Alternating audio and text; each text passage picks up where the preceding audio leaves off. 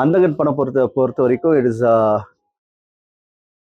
Musical, murder mystery, thriller, அது மாதிரி it's fusion கலந்த மாதிரி ஒரு நல்ல படமாக வந்து அமைஞ்சிருக்கு. நல்ல சப்ஜெக்ட், வண்டர்ஃபுல் ஸ்க்ரீன் பிளே.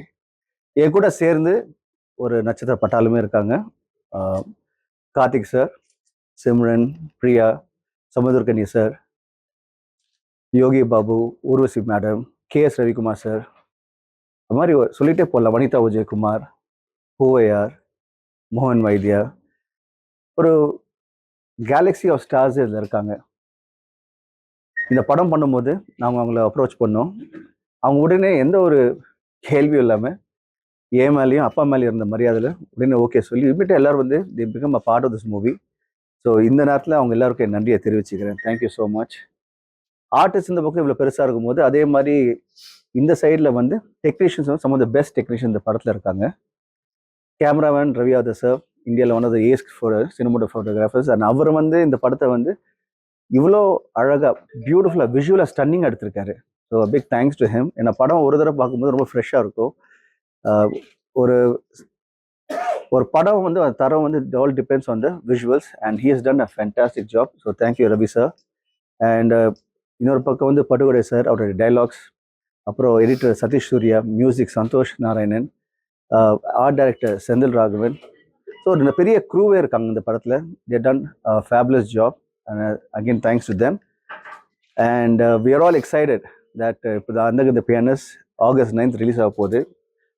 இந்த படம் வந்து கண்டிப்பாக ஆடியன்ஸுக்கு எல்லாருக்குமே பிடிக்கும். அதான் சொன்ன மாதிரி ஒரு பக்கம் மியூசிக்கல், ஒரு பிளைண்ட் பியானிஸ்ட்னு சொல்லிட்டு இந்த கதை என்னோட தோற்றம். அண்ட் ஒரு மியூசிக்கல் படம் இது.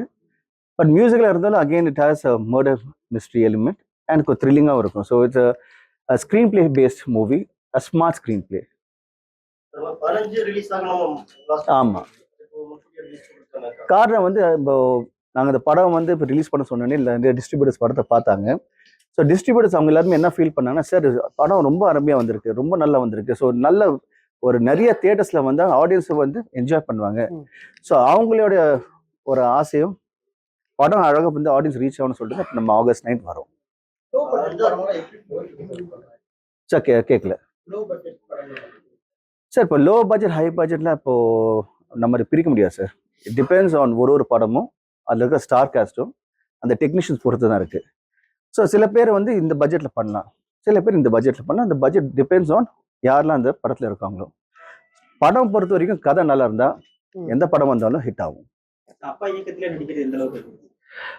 அவர் இப்போ நான் இப்போ எல்லாரும் பற்றி பேசினேன். முக்கியமாக இந்த படத்தோட captain, the director mister Thiyagaraj sir பற்றி சொல்லி தான் ஆகணும். எப்பா is a fabulous director. Artist ஏற்கனவே